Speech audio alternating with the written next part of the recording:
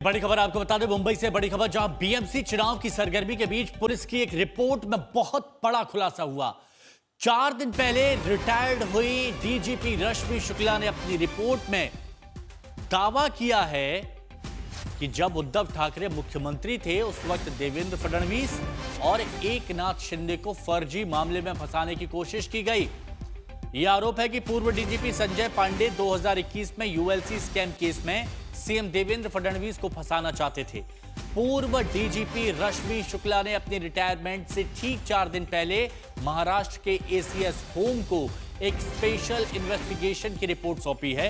यह इन्वेस्टिगेशन 2021 में ULC scam case में देवेंद्र फडणवीस और एकनाथ शिंदे को फंसाने की साजिश के आरोपों के संबंध में शुरू की गई थी। विद्या हमारी सहयोगी हमारे साथ जुड़ गई। विद्या, इस मामले के बारे में थोड़ा डिटेल में बताइए, और अब ये जो खुलासा हुआ है, अब क्या हलचल देखने को मिलेगी महाराष्ट्र की सियासत में, बताइए। जी देखिए, यूएलसी स्कैम जो है वो 2016 का स्कैम है, जहां पर कि कुछ बिल्डरों ने अवैध कुछ पेपर्स में दिखा के जिसपे एक्सचेकर को नुकसान हुआ था, उसके तहत कुछ ग्रीन जोन दिखाया था जो कि रेजिडेंशियल जोन में जब वो कंस्ट्रक्शन कर रहे थे। तो इस स्कैम में ये उजागर हुआ था मीरा भाईंदर इलाके में, और उस इलाके के स्कैम का इन्वेस्टिगेशन थाने पुलिस कर रही थी। अब इस इन्वेस्टिगेशन में ऐसा बताया जा रहा है, जो कि रश्मि शुक्ला ने जो रिपोर्ट दी है उसके तहत कहा है कि 2021 में जो डीजीपी के थे उस समय के संजय पांडे, उन्होंने क्लियरली उस समय के डीसीपी थाने के जो हैं लक्ष्मी जी, उनको कहा था कि आपको इस पूरे मामले में ऐसा करना है कि इस पर भरोसा इस तरह से हो कि फडणवीस जी का नाम आए।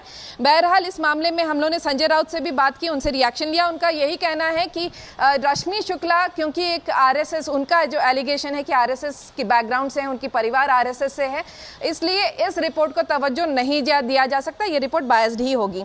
तो ऐसा उनका कहना है। लेकिन फिलहाल ये ऑब्वियसली, जैसा आपने कहा कि ये इलेक्शन टाइम है, मुंबई, थाने, हर जगह इलेक्शन, मीरा भाईंदर, सब जगह कॉरपोरेशन के इलेक्शन होने वाले हैं। तो ये रिपोर्ट जरूर इस पूरे मामले में कई जगह पे लोगों को वोट बैंक को शिफ्ट करने में जरूर काम आएगा, ऐसा लग रहा है। लेकिन अभी तक संजय राउत बस ये कह रहे हैं कि वो आरएसएस से जुड़े हुए हैं, लेकिन खुलकर उन्होंने इस मामले पर कुछ नहीं कहा है जो आरोप लगे हैं। अब इस पर बीजेपी का कोई रिएक्शन अभी तक आया है? क्योंकि मामला बेहद संगीन है और हो सकता है कि आने वाले वक्त में, अब चूंकि चुनाव भी है, तो ऐसे में इस मुद्दे को जोर शोर से उठाया भी जाएगा।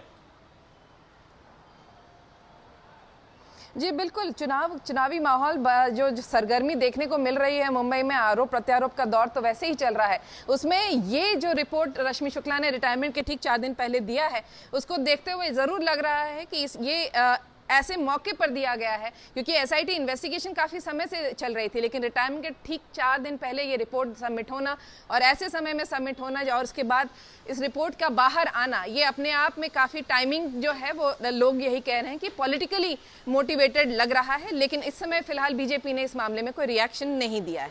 लेकिन विद्या, रिपोर्ट, कॉन्फिडेंशियल रिपोर्ट बाहर कैसे आई, इसको लेकर अभी तक कोई बात सामने आई है? क्योंकि जैसा आपने भी कहा कि रिटायरमेंट से 4 दिन पहले ये रिपोर्ट सबमिट करना, और उसके बाद जिस तरह से ये बाहर आई है, सनसनीखेज गंभीर आरोप लगे हैं, उद्धव ठाकरे का नाम सामने आया है कि फंसाना चाहते थे, तो बहुत से सवाल खड़े होते हैं इस पर। जी बिल्कुल, अगर आप पूरा टाइमिंग देखिए, और ये कोई नया स्कैम नहीं है, 2016 से ही ये स्कैम शुरू हुआ था, जहां पर कि मीरा भाईंदर म्युनिसिपल कॉरपोरेशन ने, बिल्डर्स ने ग्रीन जोन बता के कुछ टैक्स एग्जेम्पशंस, कुछ हेराफेरी की, जिससे एक्सचेकर को नुकसान हुआ। वो सोचिए 2016 के स्कैम में 2021 तो विजय, ये बात कही जा सकती है कि मामला अभी थमेगा नहीं, इस मामले में बहुत से सवाल उठेंगे और उन सवालों के जवाब तलाशे भी जाएंगे। शुक्रिया आपका हमारे साथ जुड़ने के लिए।